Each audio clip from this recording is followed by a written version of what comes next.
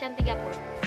Pada kesempatan kali ini, saya akan menjelaskan tentang ancaman terhadap integrasi nasional. Integrasi nasional terdiri dari dua kata, yaitu integrasi dan nasional. Integrasi dalam bahasa Inggris artinya adalah integrate, yang artinya menyatupadukan, menggabungkan, dan mempersatukan. Sementara nasional dalam bahasa Inggris adalah national, yang artinya adalah bangsa. Jadi, integrasi nasional itu adalah penggabungan suatu bangsa menjadi satu kesatuan yang utuh. Ancaman terhadap integrasi nasional dibagi menjadi 6 bidang, yaitu bidang ideologi, bidang politik, bidang ekonomi, bidang sosial dan budaya, bidang pertahanan dan keamanan, dan bidang militer. Mari kita simak satu persatu. 1. Ancaman di bidang ideologi. Contoh ancaman di bidang ideologi adalah keinginan untuk mengganti ideologi Pancasila menjadi ideologi liberal atau komunis. Misalnya adalah gerakan yang terjadi pada tanggal 30 September 1965 yang dilakukan oleh Partai PKI yang bertujuan ingin mengganti ideologi Pancasila menjadi ideologi komunis. Peristiwa ini membuat gugurnya 7 pahlawan revolusi. Adapun negara yang berideologi komunis yaitu Republik Rakyat Tiongkok, Transnistria, Kuba, Korea Utara, Laos, serta Vietnam. Selain itu, kini dengan masuknya globalisasi di Indonesia, mampu meyakinkan masyarakat Indonesia terhadap ideologi liberal karena dianggap membawa kemajuan dan kemakmuran. Padahal, kebanyakan masyarakat Indonesia malah mengambil nilai negatif dari ideologi tersebut. Contohnya adalah pergaulan bebas, gaya hidup mewah, dan lain-lain. 2. Ancaman di bidang politik. Dari luar, contoh ancaman di bidang politik dari luar contohnya adalah pembuatan suatu kekuatan politik untuk melemahkan kekuasaan pemerintah di suatu negara. Di Indonesia, diperkirakan masih ada potensi untuk ancaman politik dari luar negeri. Dari dalam negeri, contoh ancaman di bidang politik, ancaman dari dalam contohnya adalah separatisme atau memisahkan diri. Sudah banyak kasus yang dijumpai di Indonesia, namun hanya satu yang berhasil, yaitu wilayah Timur Timur yang berhasil memisahkan diri dari Indonesia sejak tahun 1999. 3. Ancaman di bidang ekonomi. Ancaman di bidang ekonomi ini sering dikaitkan dengan pasar bebas.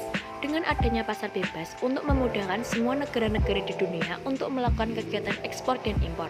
Maka dari itu, semua negara di dunia berusaha untuk meningkatkan mutu dan kualitas produk mereka agar dapat bersaing di pasar internasional. Untuk itu, produk lokal harus mampu bersaing dengan produk luar.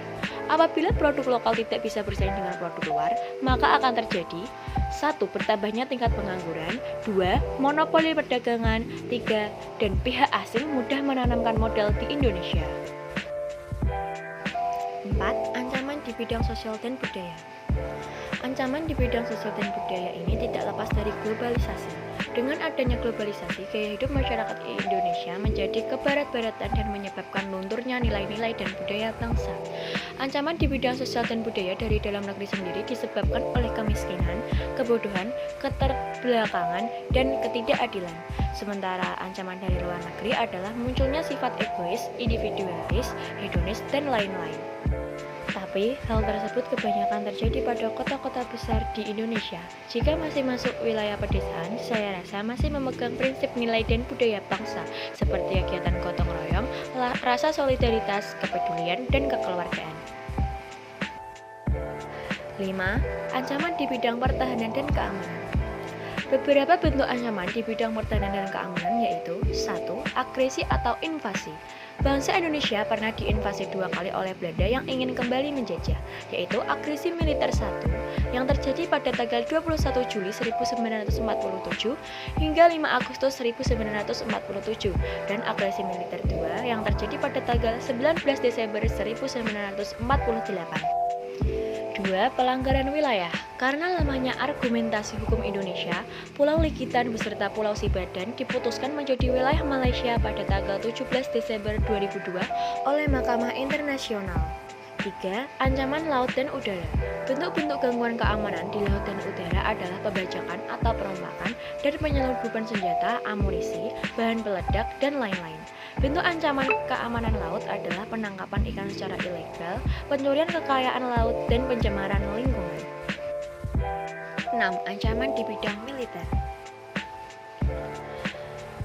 Ancaman militer dapat berupa agresi atau invasi, pemberontakan senjata, spionase, dan aksi teror bersenjata. Contoh ancaman di bidang militer ini adalah DI atau TII, PRRI, Permesta, pemberontakan PKI Madiun, G30 SPKI, dan lain-lain. Di awal video sudah dijelaskan tentang G30 SPKI yang ingin mengganti ideologi Pancasila menjadi ideologi komunis. Namun, gerakan ini juga disertai dengan pemberontakan senjata sehingga menelan 7 orang pahlawan revolusi. Sekian video presentasi dari saya. Jika ada tutur kata yang kurang berkenan atau kesalahan-kesalahan, saya mohon maaf yang sebesar-besarnya. Terima kasih. Wassalamualaikum warahmatullahi wabarakatuh.